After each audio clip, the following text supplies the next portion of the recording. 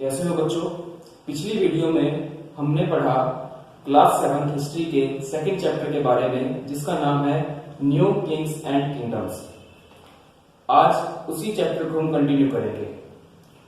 तो हमने पढ़ा था कि इस चैप्टर में नए राजा कैसे अस्तित्व में आए, कैसे उन्होंने अपना राज्य चलाने के लिए धन इकट्ठा करा। तो हमने पढ़ा था उनका धन इकट्ठा करने के दो मुख्य सोर्स थे जो थे टैक्स और वार्स, यानी लड़ाइयों से जो भी वो लूटते थे, जो भी खजाना इकट्ठा करते थे, वो उसको अपने राज्य को चलाने में इस्तेमाल करते थे। आज हमें वो अपना शासन कैसे चलाते थे इसके बारे में डिटेल में समझना है। तो उसके लिए हम उसी समय के एक साम्राज्य का डिटेल में स्टडी करेंगे। उस साम्राज्य का नाम है चोल साम्राज्य। ये साम्राज्य आज के टाइम के केरल, तमिलनाडु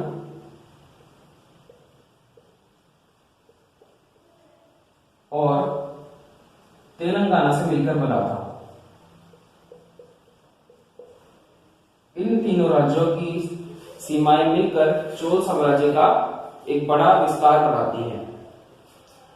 इस चोल साम्राज्य का सबसे फेमस राजा था, उसका नाम था राजराजा, जिसने इसको स्मृति पहुंचाने में काफी योगदान दिया। इसी राजराजा की तरह इसका बेटा था जिसका नाम था राजेंद्र, जो अपने साम्राज्य को अपने पिता से भी आगे ले गया था।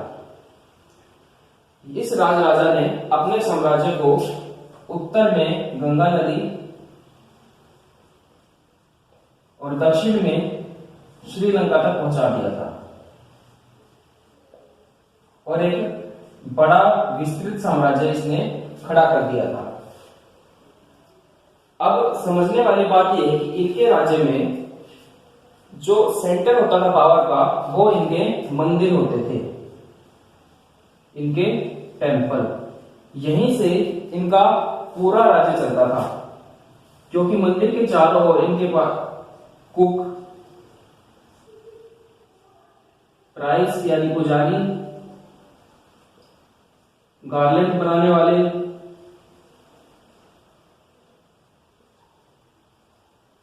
और भी बहुत सारे लोग रहा करते थे।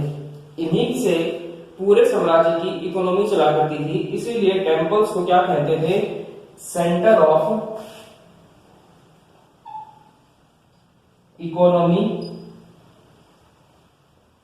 Culture and society. मंदिर केंद्र थे इकोनॉमिक, कल्चर और सोसाइटी के। तो इस तरह इन्होंने अपना राज्य बनाया था।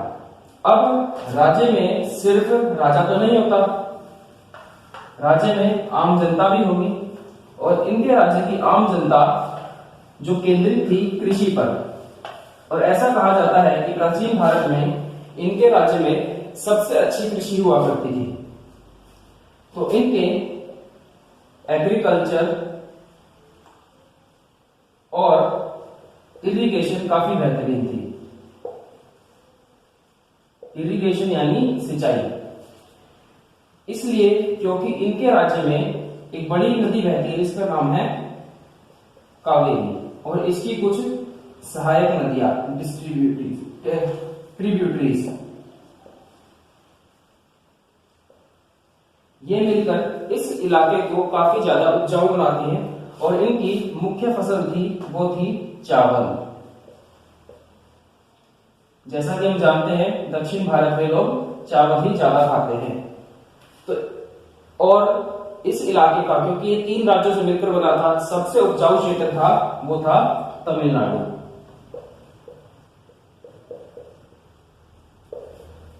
इस तरह से इनकी सिंचाई चला करती थी। इसके अलावा इन लोगों ने बड़े ही अच्छे प्रबंध करे थे अपनी सिंचाई को बेहतरीन करने के। वो प्रबंध क्या थे? सबसे पहला तो कुएं। इन्होंने बहुत गहरे गहरे कुएं खोदे जहां का पानी खेती में इस्तेमाल करते थे, और साथ में इन्होंने रेन वाटर हार्वेस्टिंग, जिसको हम आज भी यूज करते हैं, उसकी भी शुरुआत करी थी। बारिश जो भी आती थी वहां उसका पानी इकट्ठा कर लेते और उसका इस्तेमाल करते थे खेती के लिए। इसके अलावा इन लोगों ने कुछ डैम्स भी बनाए थे, छोटे डैम्स बनाए थे छोटी नदियों पर, जिसका इस्तेमाल ये खेती के लिए करते थे। अब राज्य के पास पैसा आ गया, उनके सेंटर बन गए, आम जनता के लिए काम हो गया। अब पूरे राज्य का काम कैसे चलता था, जिसको हम कहते हैं एडमिनिस्ट्रेशन। बिना एडमिनिस्ट्रेशन के कोई भी राज्य चल ही नहीं सकता।